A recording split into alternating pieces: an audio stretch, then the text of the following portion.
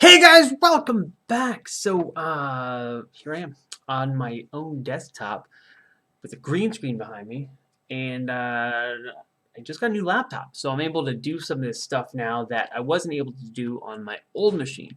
So I'm kind of excited because I think it'll make it easier to go over some of the things that I do in Zbrush or Fusion 360 or whatever other software if I'm doing setting up 3D prints, whatever. So now I can do this, feel like I'm involved because I'm on the screen. As you can see, I've got this crazy window here. But I do have ZBrush open back here, and I figured as a test, I would go ahead and just make a quickie kind of helmet or something in ZBrush really fast. Basically like a sketch, which is, if you're not familiar with ZBrush, you're doing like a clay sketch, which if you're working with real clay, it's basically a really quick rough sculpt to establish the main shapes and so forth. Typically, I would do something like this if I was getting approval for somebody. If I needed to get an okay on a design, I would just make it real quick, kind of establish the shapes, and once it's going in the right direction, I start refining those shapes and breaking things up and adding detail and sharpening everything. But typically, I start out. This is how I do it. So I figured I would do maybe like 15-20 minutes here and talk as I go. So let's switch over to ZBrush. Now, once I switch from this, I cannot see myself on screen. So here I am down in the bottom corner. I can't see myself at all because I don't have another monitor on my laptop to put this program on. So I'm just going to assume that it is still recording in the background. And we are going to go, I'm going to say goodbye to myself. Bye, Gordon. And boop. Now I can't see myself anymore. Hopefully you guys can still see me. I don't know. I'm new to this whole thing. By the way, I'm using OBS software for the screen recording. It's free, and I guess a lot of streamers use it for streaming video games and so forth, but it does record. Okay, so as you can see here, I have just a bust of myself, which is a scan. I have actually a full body scan. I just cut the head off so I could sculpt stuff on it. I considered actually putting this on Thingiverse, so if someone wanted to like have a bust to actually sculpt on with clay or use it as a helmet stand or something, by all means, you can have a copy of my head. Just let me know if you guys want me to post this. I think if I do post one, it'll have a little bit more chest and a tiny bit more shoulders, because if you're sculpting on it, you want a little more room to work. But basically, it would look like this. So anyway, let's get started here. I think I'm going to do some kind of like a robot-ish helmet. It'll be a helmet, maybe a robot. I don't know yet. Since my head is asymmetrical, you can see my head is just not straight. Like most people's heads aren't really symmetrical. So there's a couple ways to do this. If I was sculpting a makeup on this, if I was going to make like a creature mask, I would probably copy myself here, my recovered tool, and then I think it's came from a crashed file at some point. So let's see, I would basically duplicate, and then from the duplicated tool, I would just start sculpting on the duplicated tool, like so.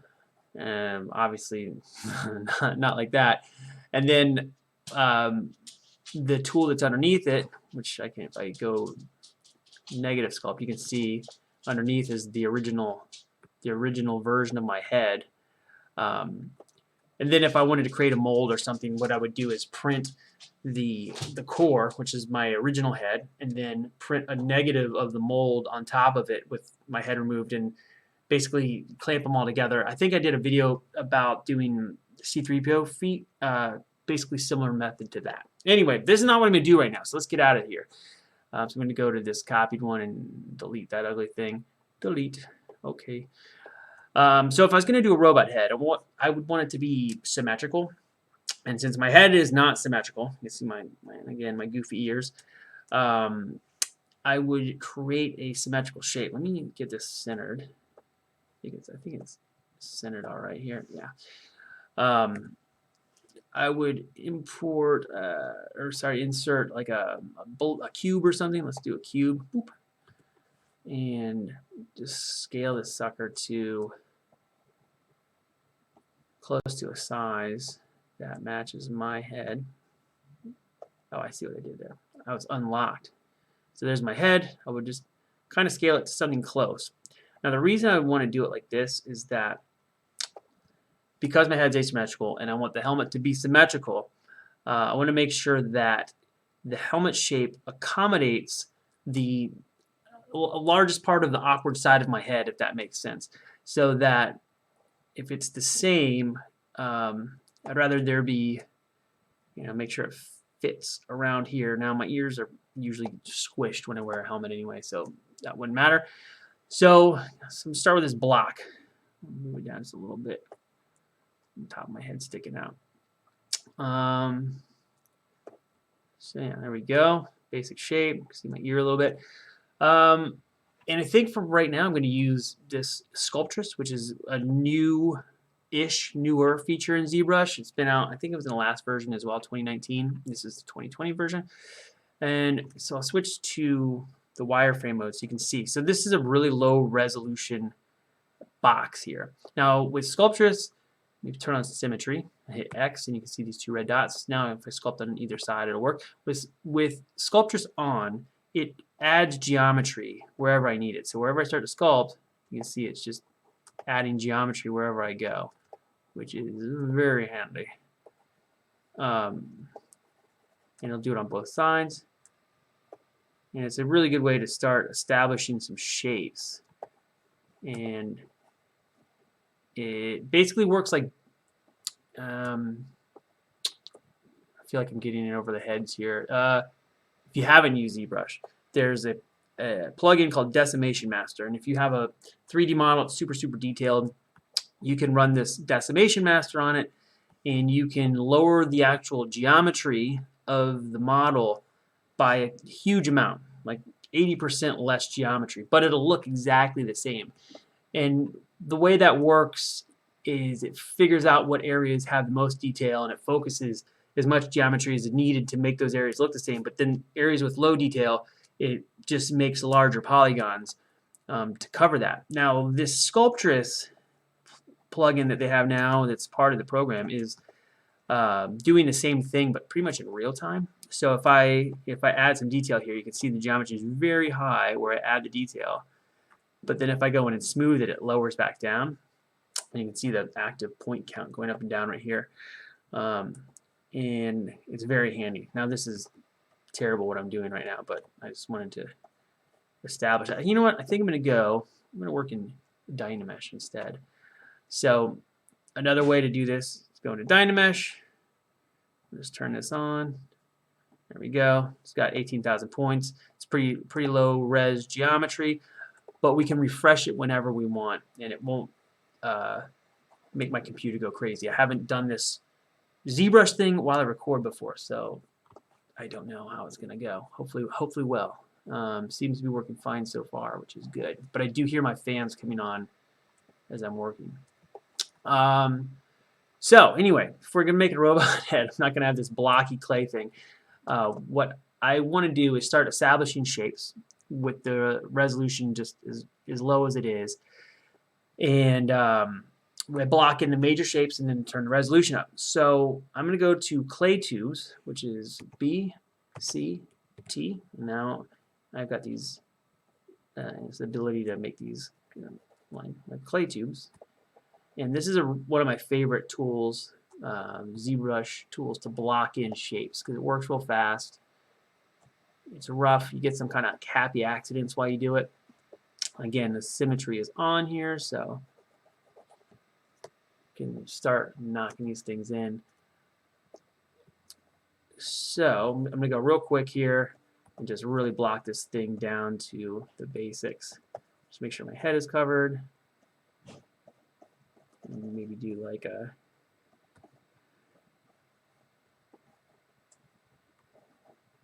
some kind of screen. Bring in the back of the head a bit. And again, this is one of my favorite things with ZBrush. This is why it's so handy. I love sculpting with clay, but ZBrush is so fast to work with. So if you're doing something for a client, you need to come up with a few designs really quickly. You know, you can get in here and work really fast, get 3 or 4 really loose designs in an afternoon, figure out which shapes are starting to read well for your client, what they like, And then from there, you can start refining those shapes and really, bringing everything together. Now, again, I'm working real low res here. Dog needs to go outside. I don't know if you heard that. I'm going to go let the dog out really quick. Be right back. Oh, good boy. He just pushed the door open on his own. So now you come in and establish some basic shapes here. And I'm just using the clay tool. These are going to be pretty loose. And then I'll do some tricks to kind of tighten them up so they look sharp and mechanical.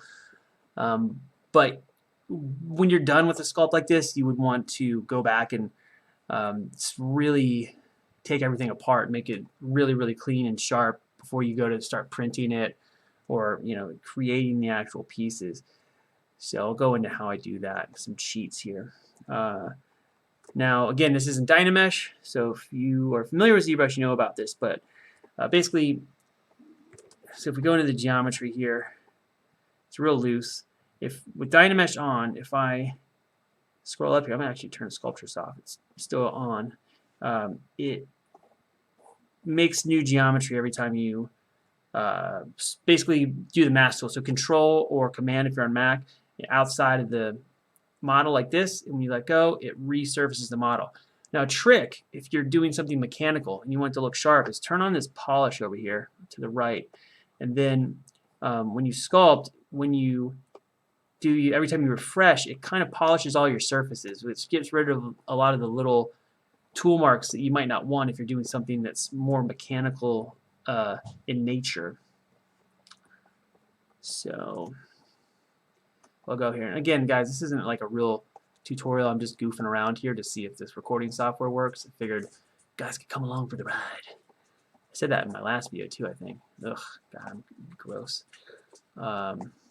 Again, sharpen, and when you refresh that Dynamesh, it recreates those sharp lines, which is real nice. I'll make sure this thing's wearable. So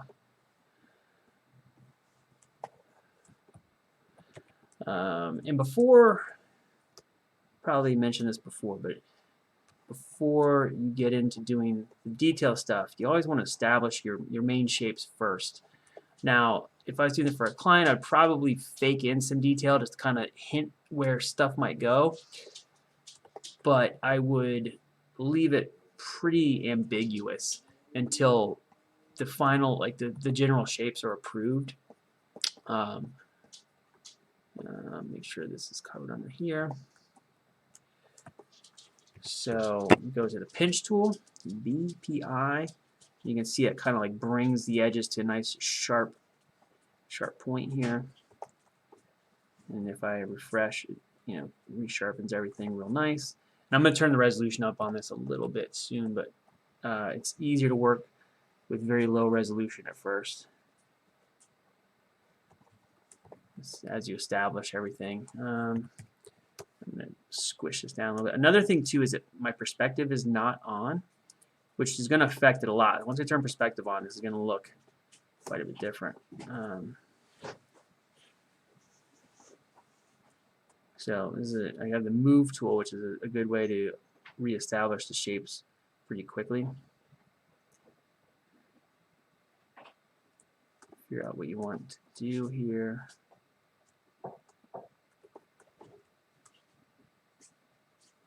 See what looks the neatest.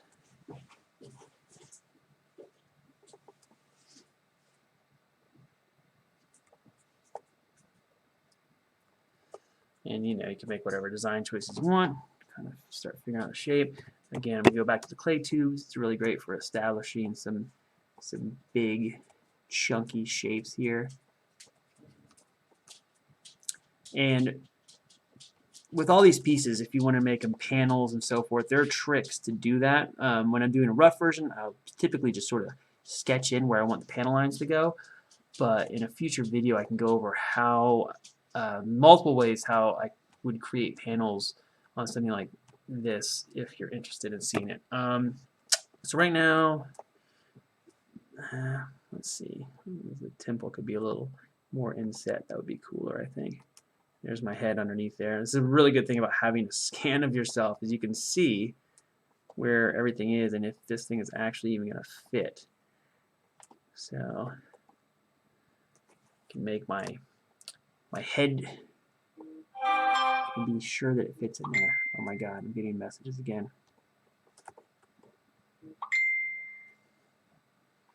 Somebody's like, "Are you recording right now?" I should have turned off my phone. There we go. So, I don't know, this is an interesting-ish shape. Not groundbreaking, but, you know, does a trick. Pull this in. Where's my head? It's pretty far back in there. All right, go back to the pinch tool, sharpen up some lines here so it kind of looks a little more mechanical. This is another good one. And this is the thing a lot of people ask, how do you get these like hard edges and so forth? This is one of the best cheats ever. Now, typically once this is done, I will go back and retopologize this either in Zbrush or potentially bring this model into Fusion 360 if it needs it, and then I could basically recreate the geometry in there. And there's a lot of tools that you can use to snap to existing geometry and just do like a really nice model that's in some ways can be easier to take apart. It really depends. I just did a project a couple months ago that was almost a 50-50 split between Zbrush and Fusion 360. I blocked in the entire project in Zbrush to get approvals, and then some of the pieces were completely redone in Fusion 360, and some of them came straight out of Zbrush to be printed, and I'll be able to hopefully talk about that in a few months. And I think the process that went into that would be interesting. I would be interested in it if somebody else did it. So maybe it'll be good. We'll see. Let's see here. So establish some lines. Now you can see I'm starting to get to a point where the geometry is too low, but it does work really fast. When the geometry is low, it's very easy to go in and alter the shapes and get yourself like a basic shape going on there. So I'm going to turn up the Dynamesh a little bit, nothing crazy, and there we go. Now we've got about 130,000 points, so we're starting to look a little more, getting a little more serious, which is kind of good. And every time you go up a little bit of resolution, you'll get cleaner and cleaner lines. Now you can see here, right here, how it's getting a little wobbly. A good way to take care of that is to go to the lazy mouse, which is just the letter L, but I'm going to show you where it's at. You go to stroke, lazy mouse, turn that on. The radius kind of controls how far it is. I'll put it like 80. You can see that line that now goes behind my cursor, and what that does is just sort of averages out your strokes. If there's like little deviations in your stroke as you are drawing your shape, it kind of like softens that up so that it looks like more of a fine machined line there. It corrects for your for your human hands, so to speak. So it's a good way to get the lines a little bit cleaner, a little more machined. Again, this is not the final version how I would do this. Usually I would get this really, really well established, and then I would go back and probably retopologize the surface, because you can get really, really clean lines that way. And also, for stuff that's mechanical, you make really good use of the geometry, so you don't have a lot of unnecessary geometry. So now my lazy mouse is a little too long, so I'm going to go back and stroke. I'm going to turn this radius down about halfway, and now it's like a little softer, a little easier to make the turns. You can see how it really sharpens it up really nice. I think I could do another one along here. That'll look snazzy. My dog is grumbling. Oop, there we go. Right, so Go a little shorter again. So yeah, this is all kind of like real time, super quickie, kind of establishing some shapes concept. It's not getting into detail, not breaking it apart for printing, nothing like that yet.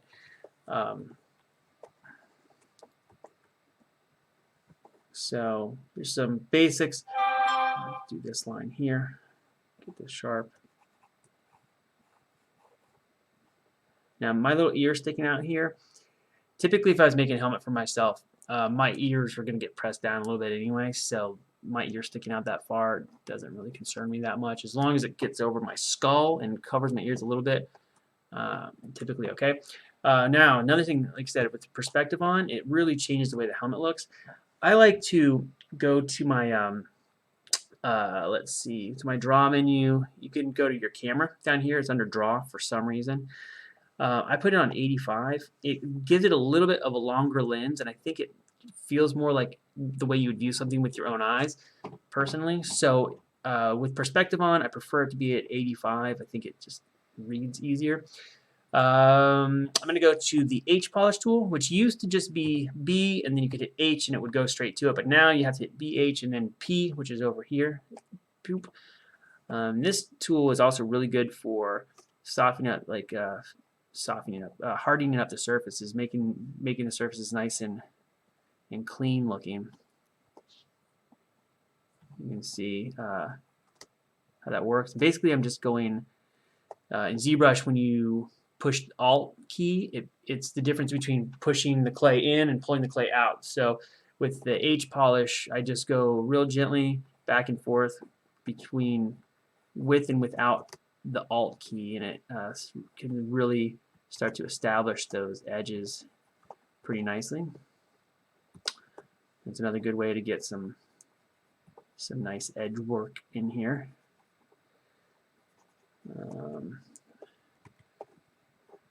This is like ugly under here, but get rid of that real quick and go back to the pinch tool again. And let me turn off the lazy mouse because we don't need it. Now when I'm doing, so this would be a peak and this would be a valley. When I'm doing a valley here, I also will do what I was talking about before and hold down the Alt key because it works better in a recess. And then if I'm doing this a peak, I don't hold down the Alt key when I'm doing the pinch brush. It sort of like pulls the geometry up, and if you hit the Alt key, it pushes it into the corner.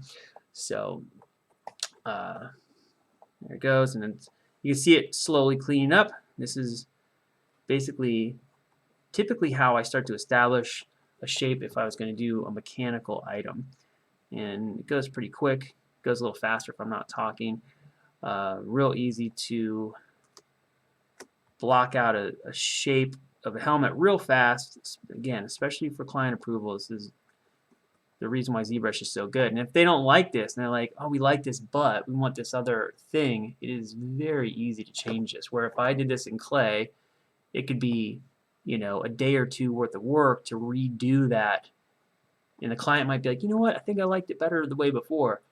And when you do it in ZBrush, you can just save this version and just save a new version and then go back, or merge things together, or use layers in here so you can make your changes on layers and go back and forth if you need to.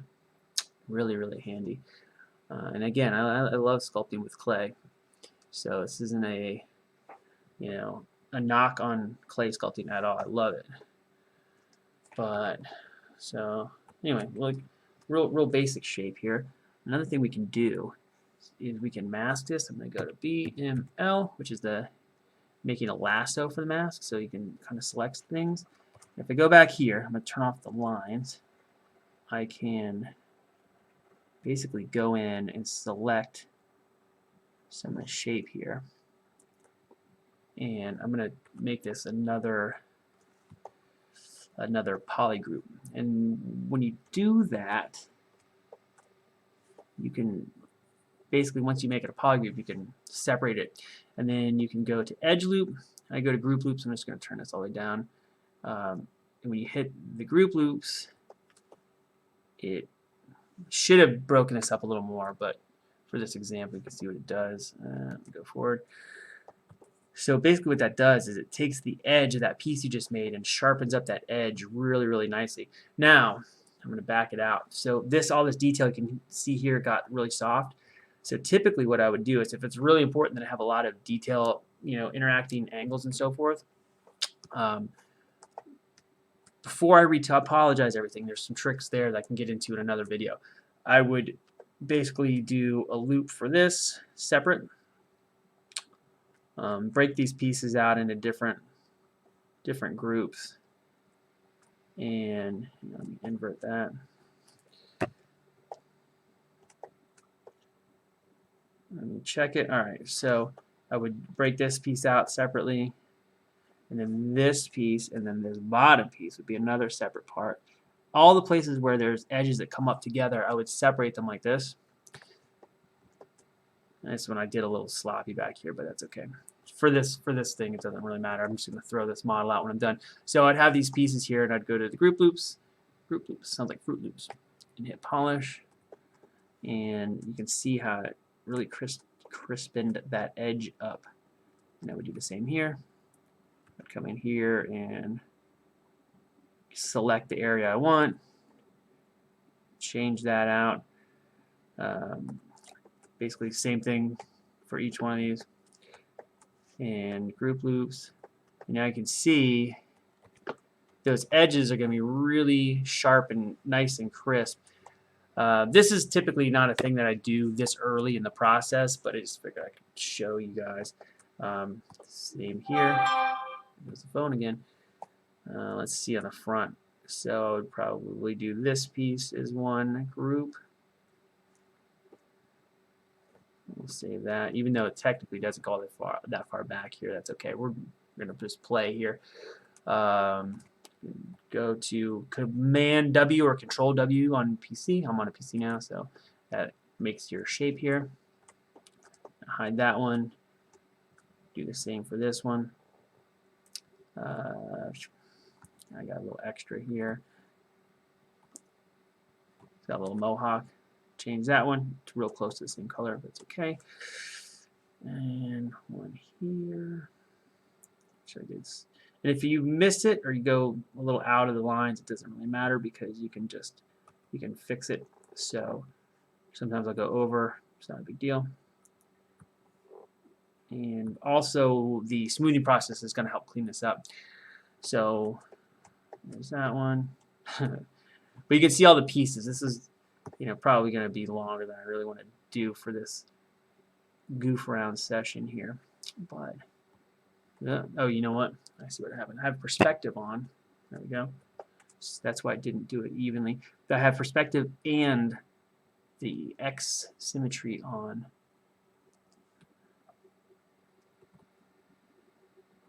So you can move your mask around too if you hit the space bar.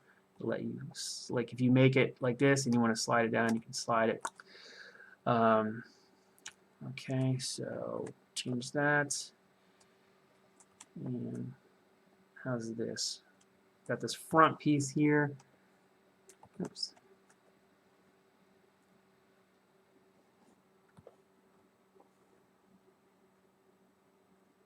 Now again, guys, this is way overkill for this early in the process, but this will help you understand how I do it if you care, and you better care. No.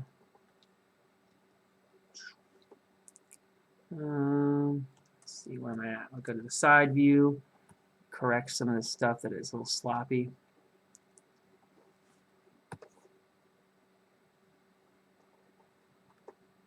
And close enough. All right, there's that one.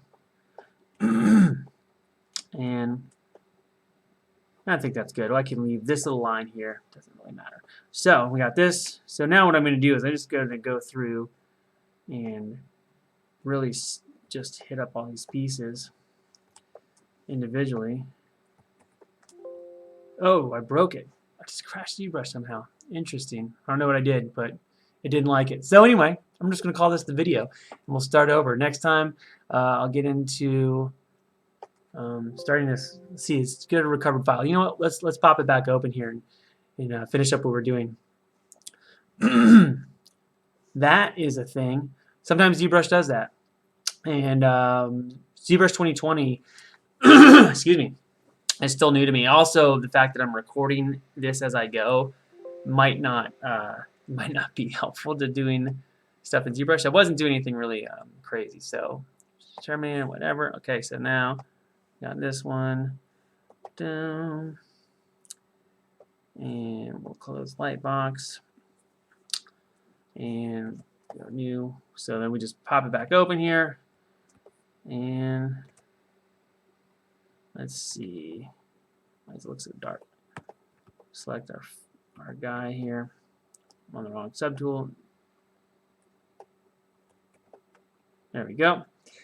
So we'll try again. Let's pick up where we left off. What's cool about ZBrush is that it does save all the time. So every time you do a step, it's pretty much saving that file. So if you do have a crash, it typically opens up almost exactly where you left off. It looks like it didn't miss anything. So we're basically in the same state that we were when we left. But since everything is separated into polygroups, I can select these pieces. We're going to go back to geometry, and then edge loop, group loops, already down to 0, 50, and same one there. You can see it starts to sharpen up all these lines. You get the idea. And I basically would go through everything, and after I've done it once, I usually go through and do it one more time, because sometimes the two lines hitting each other, one group hasn't been polished and the other one has. I go back and forth and hit them all like 1 or 2 more times, and it makes sure that all the edges are really, really clean and nice looking. So anyway, you can see here it's starting to make the edges finer and more. I'll get this one. This one's ugly. Makes it look more robotic and refined. And we'll change the materials here to like something. That one's ugly. Let's do a different material. Jelly bean. Which one looks metallic? Now technically I should put in some kind of background here to make it more interesting to look at, but it is fun to swap materials and see how it reads with different kinds of stuff. But yeah, anyway, you get the idea. It's just me goofing around. Hopefully it's recorded. If it did, cool. In the future, if you want me to go over anything in particular with ZBrush or any of this stuff, again, this is really fast. I keep feeling like I need to justify it because it just doesn't look like a finished thing. It's just some goofy shape. But if there's any aspects about this kind of workflow you want me to go over, let me know and I'll try to cover them, and I'll eventually get to doing more of this. And what I'm going to try to do is, as I'm making things, I will just record myself as I go, and hopefully that'll be interesting. It'll make it a little easier for me to do more content. So here I am, and I'm going to stop the recording now, but thanks for stopping by, and see you kids soon. Later.